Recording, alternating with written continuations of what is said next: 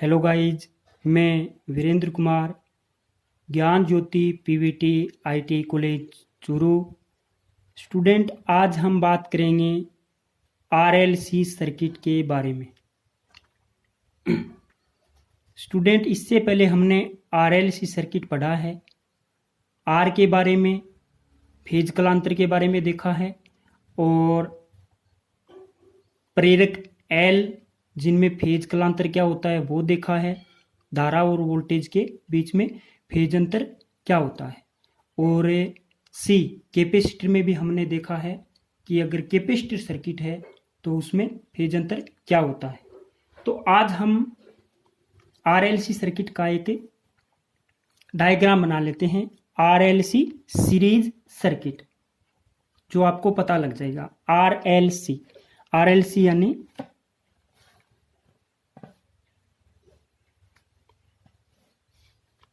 Are प्रतिरोध,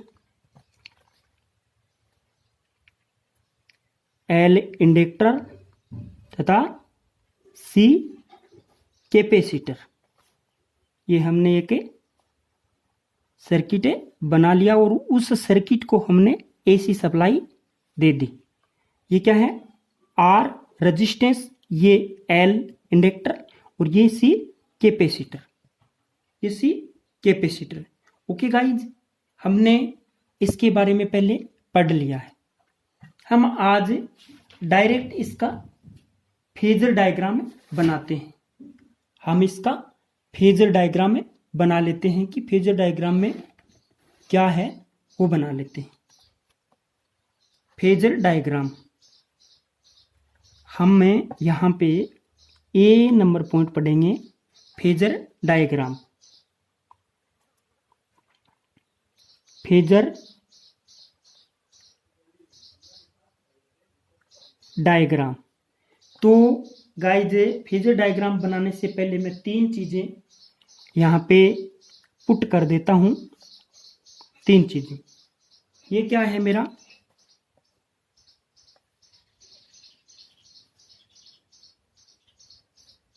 यहाँ पे वोल्टेज ड्रॉप हो रहा है जो आर कर रहा है, एल कर रहा है और सी कर रहा है। तो यहाँ पे वोल्टेज ड्रॉप करेगा। वोल्टेज ड्रॉप कौन कर रहा है? आर। मैक्सिमम प्रतिरोध, अधिकतम प्रतिरोध लगा हुआ है। यहाँ वोल्टेज ड्रॉप कर रहा है वी। मैक्सिमम प्रेरक, एल है inductor. Maximum inductor voltage drop कर रहा है। और ये क्या है?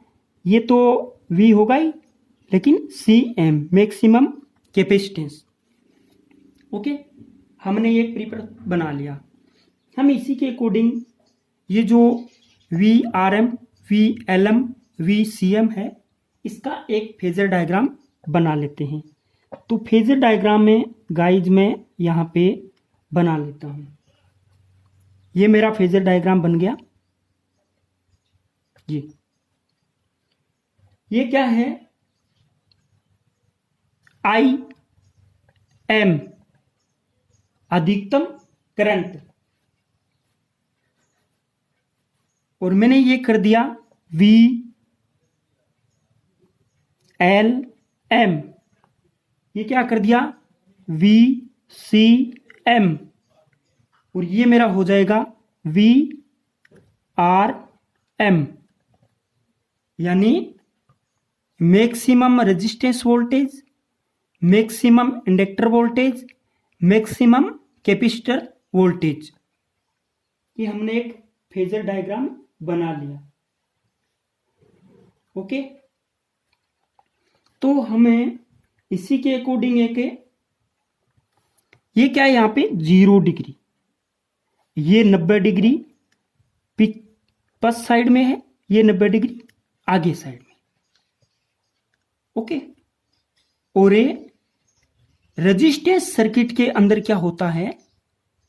VRM यानी फेज यानी वोल्टेज और करंट एक ही दिशा में होता है, समान कला में होते हैं। ये वोल्टेज और करंट समान कला में होते हैं। किसमें? प्रतिरोध में। तो यहां पे हम एक त्रिभुज सा बना लेते हैं, हम एक यहां पे त्रिभुज बना लेते हैं। ओके गाइज, हम यहां पे एक त्रिभुज बना लेते हैं। और ये क्या है, हमने एक त्रिभुज बना लिया। ये क्या है, फेज अंतर, जिसको मैं फाई से डिनोट करता हूं। ये ऊपर क्या होगा मेरा, यानी ये कब उत्पन्न होगा, ये क्या है, वी एम मैक्सिमम वोल्टेज, और ये क्या है, V L M minus V C M, V C M, यानी मैक्सिमम इंडक्टर वोल्टेज और मैक्सिमम कैपेसिटर वोल्टेज हमें यहां पे ज्ञात करना है। वी एम स्क्वायर क्या होगा, तो हमें पाइथागोरस प्रमेय से हम ये ज्ञात कर सकते हैं, वी एम की स्क्वायर बराबर वी आर एम की स्क्वायर, वी आर एम की स्क्वायर प्लस वही ऊपर वाला वी एल एम और वी सी एम, यानी मैक्सिमम इंडक्टर वोल्टेज में से मैक्सिमम कैपेसिटर वोल्टेज हमें घटा देते हैं। ओके गाइज, इसके बाद में हमें आगे बी नंबर पॉइंट पढ़ते हैं। बी नंबर का पॉइंट, ये जो पाइथागोरस प्रमेय का सूत्र है जिससे हमें मैक्सिमम वोल्टेज निकाल सकते हैं, ये फॉर्मूला आपको ध्यान में रखना है। जैसे ही हम ये टॉपिक पूरा होने के बाद में न्यूमेरिकल करेंगे, उनमें यही फॉर्मूला काम आएगा। ये वी है, वी एम। हम बी नंबर पॉइंट पढ़ते हैं, और बी नंबर पॉइंट में यदि संपूर्ण परिपथ द्वारा, यदि गेट बंद, यदि संपूर्ण परिपथ द्वारा, यदि संपूर्ण परिपथ द्वारा धारा के मार्ग में, धारा के मार्ग में उत्पन्न बाधा, धारा के मार्ग में उत्पन्न बाधा जेड हो, उत्पन्न बाधा क्या हो, जेड हो, तो धारा के मार्ग में उत्पन्न बाधा जेड हो तो, अब आपको बता देता हूं कि जेड क्या होता है। ये जेड है, वो क्या होता है, ये होता है प्रतिबाधा। क्या होता है, प्रतिबाधा। मैं आगे आपको जेड का फॉर्मूला बताऊंगा। और इस प्रतिबाधा को इंग्लिश में बोलते हैं इंपीडेंस, IMPDENCE,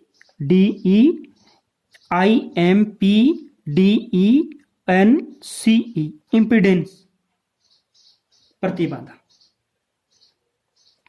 ये मैंने जेड बता दिया कि जेड हो तो। और वी बराबर क्या होता है, जैसे हम अगर प्योर अगर वोल्टेज की बात करें, या हम डीसी सर्किट की बात करें, या हम ओम के नियम में बात करें, तो V बराबर क्या होता है, IR। लेकिन हम अगर AC की बात करते हैं, अल्टरनेटिंग करंट की बात करते हैं, तो V बराबर क्या होता है, V बराबर IZ होता है। जो R है वो V बराबर IR भी होता है, IR। ये जो ओम के नियम से निकल करके आया, और ये जेड IZ, यानी एसी के अंदर प्रतिरोध के रूप में, प्रतिरोध भी धारा के मार्ग में बाधा उत्पन्न करता है, इंडक्टर भी धारा प्रवाह में बाधा उत्पन्न करता है, और कैपेसिटर भी अपना प्रभाव दिखाता है।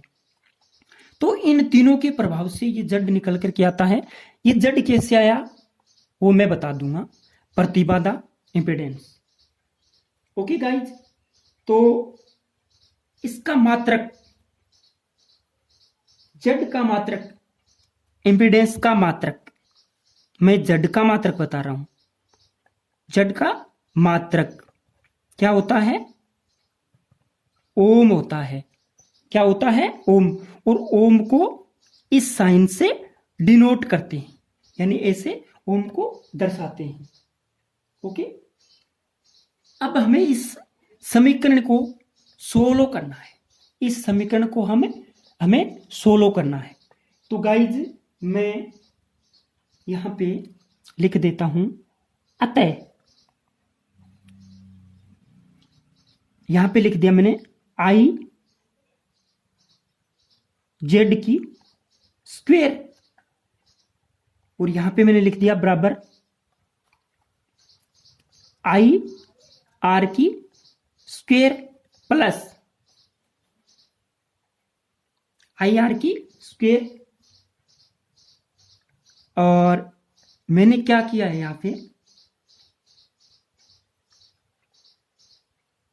यहां पे इस फॉर्मूले में आर रख दिया। यहां पे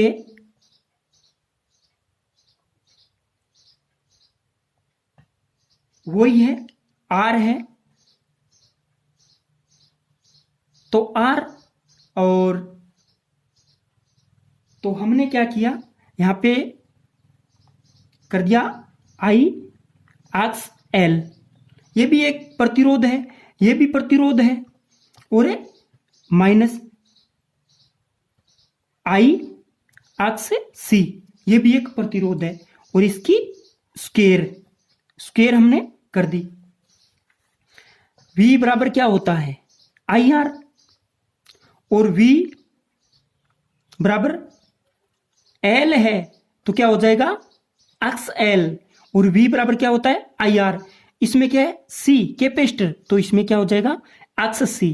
क्योंकि अगर कैपेसिटर है और वो धारा के मार्ग में बाधा उत्पन्न कर रहा है, तो वहां पे उसको बोलते हैं कैपेसिटिव रिएक्टेंस, जिसको एक्स सी से डिनोट करते हैं, इसको एक्स एल से डिनोट करते हैं, और प्रतिरोध आर को आर से डिनोट करते हैं। प्रतिरोध आर का मात्रक भी ओम होता है, एक्स एल का मात्रक भी ओम होता है, और एक्स सी का मात्रक भी ओम होता है। हमें जड़ निकालना है। ओके, तो गाइज आपको ध्यान में रखना है कि अगर ये आई है, V बराबर क्या होता है? I Z. तो ये देख लो, यहां पे भी क्या है, ये देख लो, V M की स्क्वायर है, तो मैंने यहां पे क्या कर दिया, V M मैक्सिमम वोल्टेज की स्क्वायर है, V बराबर आई जेड। तो यहां पे मैंने V की जगह क्या रख दिया? I Z. मैक्सिमम को छोड़िए आप, मैक्सिमम मैंने यहां भी यूज नहीं लिया, ये मैक्सिमम दे रखा है, यहां पे मैंने कहीं भी यूज नहीं ले रखा, और यूज भी ले भी सकता हूं, कोई दिक्कत नहीं है, लेकिन मुझे इस M को बिल्कुल छोड़ देना है, मैक्सिमम वाले को। हम यहाँ पे कोई मैक्सिमम की शर्त नहीं रख रहे, तो हमने यहाँ पे सीधा लिख दिया V बराबर आई जेड। तो अब इस I से ये माइनस का है, तो इस I से ये I कट गया, इस I से ये I कट गया, तो यहां पे क्या होगा? यहां पे Z बराबर क्या होगा? R बचा, R की स्क्वायर, और प्लस से एक्स एल माइनस एक्स सी, एक्स एल बचा, एक्स सी बचा, और इसकी स्क्वायर हो गई।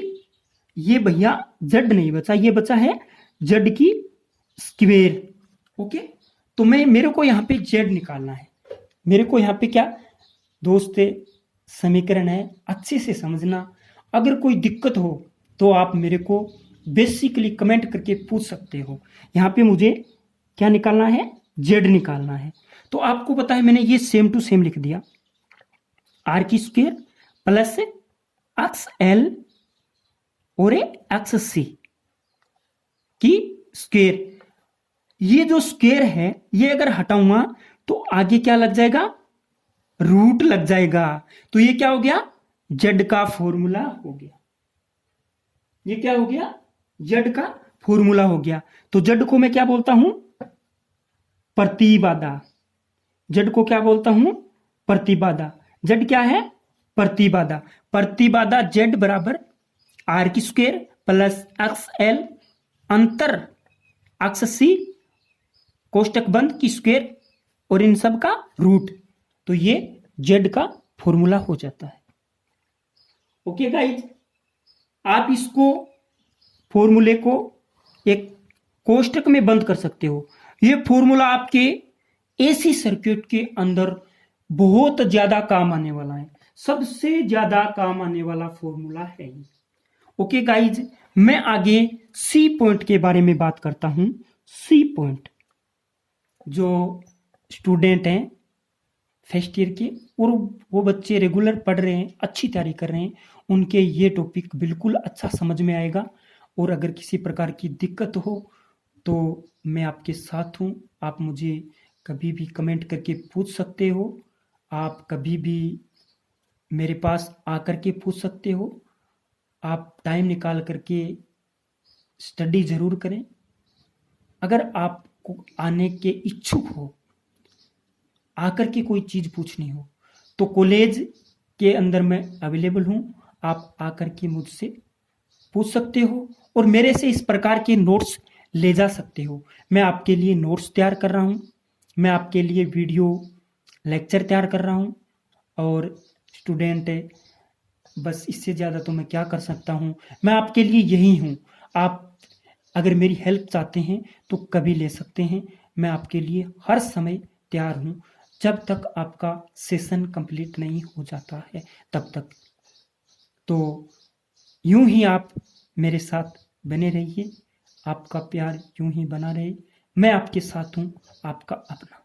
तो हम सी पॉइंट के बारे में पढ़ते हैं। ओके गाइज, यहां पे सी पॉइंट में पढ़ते हैं हम शक्ति गुणांक यानी पावर फैक्टर। पावर फैक्टर को मैं पावर FACTOR पावर फैक्टर, और पावर फैक्टर को मैंने पहले भी बता दिया है स्टूडेंट, कोस फाई से डिनोट करता हूं मैं पावर फैक्टर को किससे डिनोट करता हूं, कोस फाई। कोस फाई से डिनोट करता हूं और कोस फाई बराबर क्या होता है R/Z होता है। क्या होता है, R/Z। ये फॉर्मूला है, आप अपनी एसी थ्योरी की बुक में देख सकते हो। और ये फॉर्मूला भी आपकी बहुत ज्यादा काम आने वाला है। मैं यहाँ पे मोस्ट लगा देता हूँ, यहाँ पे मोस्ट लगा देता हूँ। ये फॉर्मूले आपके बहुत ज्यादा काम आने वाले हैं। तो स्टूडेंट अगर आप स्क्रीनशॉट लेना चाहते हैं तो आप इसका स्क्रीनशॉट ले सकते हैं। ओके, मैं आपको आगे शक्ति ह्रास के बारे में बताना चाहता हूं। शक्ति ह्रास हम डी पॉइंट में पढ़ेंगे। शक्ति ह्रास हम डी पॉइंट में पढ़ेंगे, शक्ति ह्रास। और शक्ति ह्रास P बराबर क्या होता है, P बराबर, अगर डीसी की बात करते हैं, डीसी सप्लाई की बात करते हैं तो P बराबर VI होता है। लेकिन अगर एसी की बात है तो एसी के अंदर पावर फैक्टर नामक की एक चिड़िया होती है, शक्ति गुणांक नामक की एक चिड़िया होती है, तो उसको भी हम काउंट करते हैं साथ में। तो मैंने क्या कर दिया, P बराबर VI कोस फाई। ये कोस फाई 0.7, 0.8, 0.9 और 1 भी हो सकता है। इसका अधिकतम मान 1 होता है। पावर फैक्टर का अधिकतम मान इकाई होता है। क्या होता है, इकाई होता है पावर फैक्टर का अधिकतम मान है, इकाई होता है और इसका कोई मात्रक नहीं होता, कोई मात्रक नहीं होता है, इसका कोई मात्रक नहीं होता है। ओके गाइज, तो P बराबर वी आई कोस फाई। अब आपको पता है कि अगर एसी सप्लाई की बात करते हैं तो मैंने क्या करा, यहां पे P लिख दिया P। और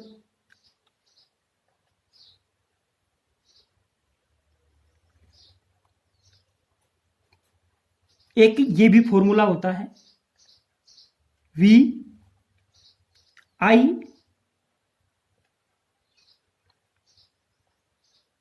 आर और अपॉन जेड।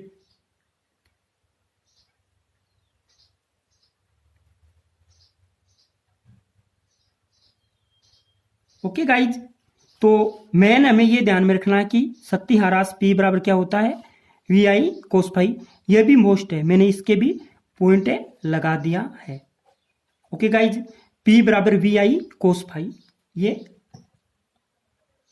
तो आज मैं न्यूमेरिकल टाइप ही आपको पढ़ा रहा हूं स्टूडेंट। आगे मैं बात करूंगा एक्स एल और एक्स सी के बारे में, ये क्या होता है। तो 2 पॉइंट लिखाता हूं, आप नोट लगा के, आपको भी नोट लगा के लिखना है। मैं आपको 2 पॉइंट लिखवाता हूं, आपको यहां पे नोट लगा के लिखना है। नोट लगा के ये 2 पॉइंट लिखने हैं। ओके, हम इसके बाद में एक न्यूमेरिकल करेंगे, लेकिन पहले हम 2 पॉइंट बना के लिखते हैं। यदि एक्स एल होता है इंडक्टिव रिएक्टेंस, मैं बार बार नहीं बताऊंगा वो क्या है। अगर छोटा है किससे, एक्स सी से छोटा है तो शक्ति गुणांक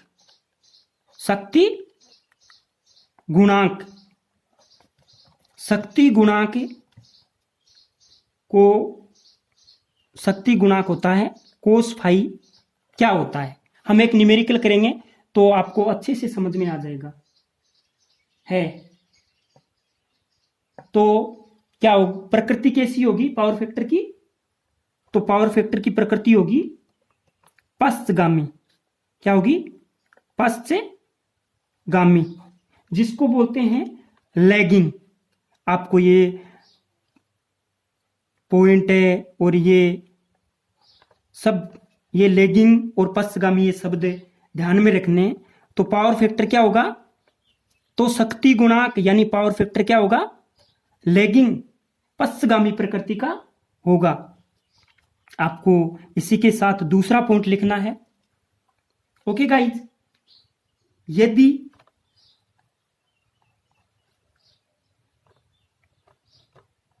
अक्ष सी, पहले क्या था अक्ष एल बड़ा, अब क्या है अक्ष सी बड़ा है किससे, अक्ष एल से हो तो शक्ति गुणांक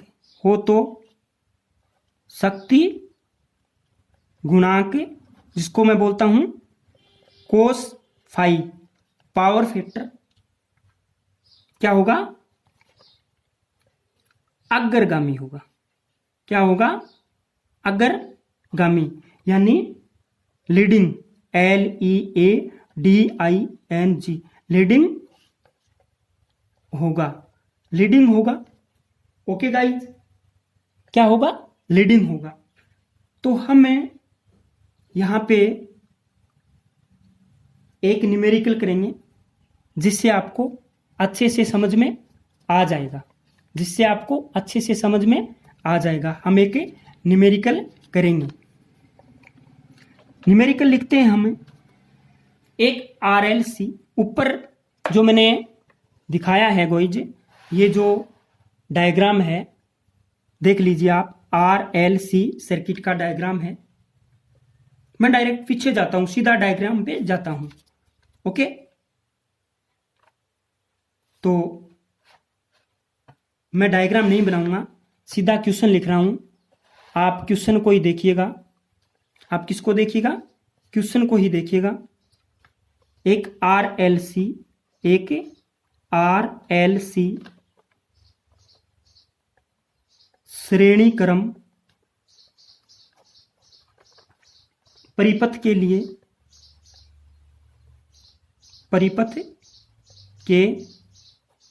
लिए प्रतिरोध R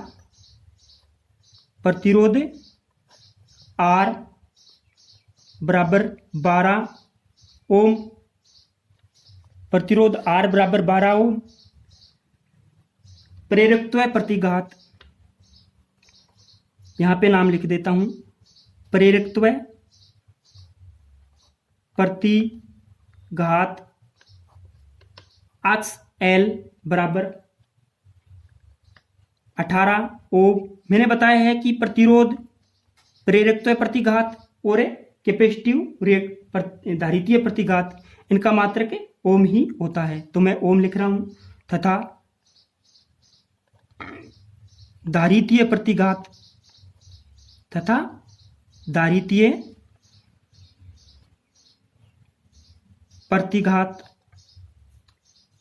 एक्स सी बराबर, धारितीय प्रतिघात एक्स सी बराबर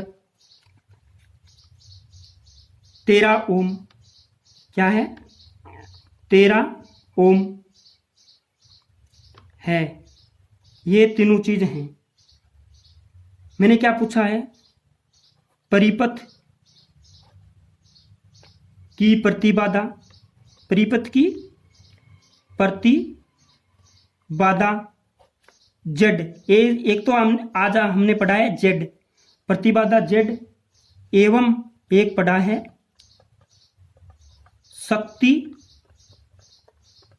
गुणांक,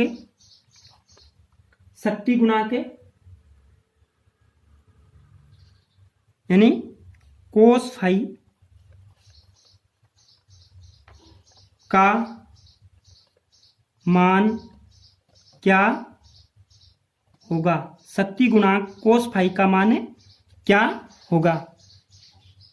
तो गाइज हमें इसमें दो चीजें पूछी गई हैं, एक तो प्रतिबाधा जेड और एक शक्ति गुणांक। एक पूछा है शक्ति गुणांक, एक तो प्रतिबाधा जेड और एक शक्ति गुणांक पूछा है हमें, कोस फाई। तो गाइज हमें इस न्यूमेरिकल को सोल्व करते हैं। तो यहां पे मैंने लिख दिया, यहां पे मैंने कर दिया। आगे हम इसको सोल्व करेंगे। तो यहां पे मैंने कर दिया, आंसर हम यहां पे लिखते हैं प्रतिबाधा जेड, प्रतिबाधा जेड बराबर फॉर्मूला मैंने लिखवाया है और ऊपर है भी, वो फॉर्मूला हमने यहां पे रख दिया। क्या? आर की स्क्वायर प्लस एक्स एल और एक्स सी की स्क्वायर और दोनों का रूट, ये हमने सेम टू सेम फॉर्मूला यहां पे लिख दिया गाइज। अब हमने ये सेम टू सेम फॉर्मूला लिख दिया। ओके गाइज, तो हमें इस फॉर्मूले के अकॉर्डिंग ही आगे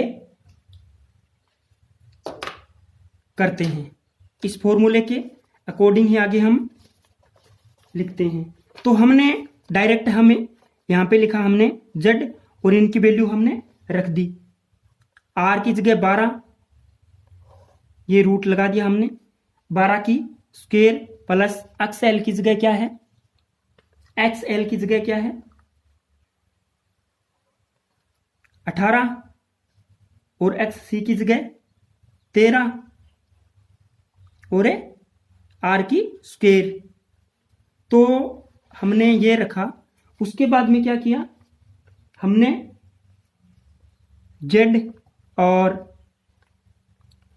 12 की स्क्वायर प्लस से घटा दिया ये बचा 18 में से 13 गए तो 5 बचे, 5 की स्क्वायर और फिर इन दोनों का रूट, फिर हमने यहाँ पे जेड लिखा। और 12 की स्क्वायर कितना होता है 112 की स्क्वायर होता है 144 और 5 की स्क्वायर होता है 25 और इनका रूट। तो हमें आगे करते हैं, z बराबर इनको जोड़ देते हैं तो कितना होता है 169 का रूट। और 169 की वैल्यू कितनी होती है 169 किसकी है तो इसका रूट है, तो ये हो जाएगा, ये किसका रूट है 13 का रूट है। तो जेड का मात्रा क्या होता है ओम, तो ये क्या हो गया जेड कितना आया 13 ओम। ये 13 ओम हमारा आंसर आ गया, ये 13 ओम हमारा आंसर आ गया। हमें पूछा है एवं शक्ति गुणांक पावर फैक्टर क्या होगा, शक्ति गुणांक पावर फैक्टर क्या होगा। तो हम यहाँ पे पावर फैक्टर भी निकाल सकते हैं। पावर फैक्टर आर बटा जेड, पावर फैक्टर क्या है आर बटा जेड। यहां पे मैंने लिख दिया पावर फैक्टर कोस फाइव बराबर क्या रखा आर बटा जेड। आर की वैल्यू कितनी है 12 और जेड कितना आया 13। जब जेड निकलेगा तभी कोस फाइव पावर फैक्टर निकलेगा। तो मैंने क्या कर दिया 13 रख दिया। जब मैं कोस फाइव बराबर 12 के अंदर 13 का भाग देता हूं तो आता है 0.92। 0.92 हमें देखना है कि बड़ा क्या है, एक्स एल बड़ा है एक्स सी से।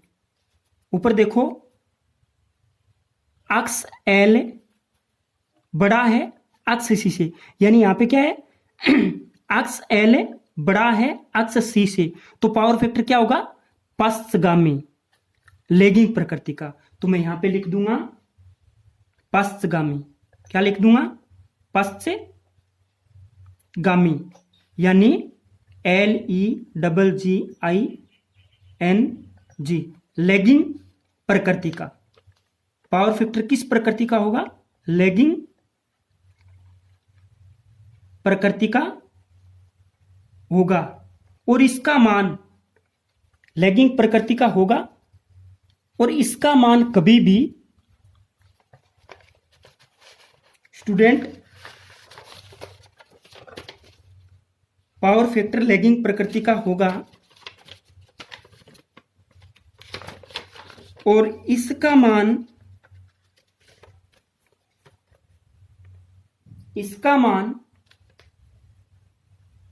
कभी भी इकाई से ज्यादा नहीं होगा।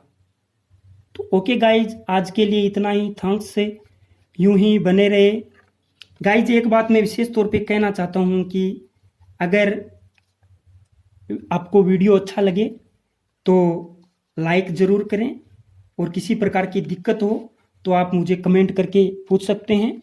आप इस प्रकार के न्यूमेरिकल का स्क्रीनशॉट ले सकते हैं और आप मुझे कोई दिक्कत हो तो पूछ सकते हैं। ओके गाइज, आज के लिए इतना ही। थैंक्स। इस महामारी कोरोना संकट से हम गुजर रहे हैं, तो स्टूडेंट मेरा यही कहना है कि हमारे देश में लॉकडाउन का सिस्टम चल रहा है, तो लॉकडाउन का पालन करें, घर में रहें, सुरक्षित रहें। Stay home, save lives. Okay, thanks. आपका अपना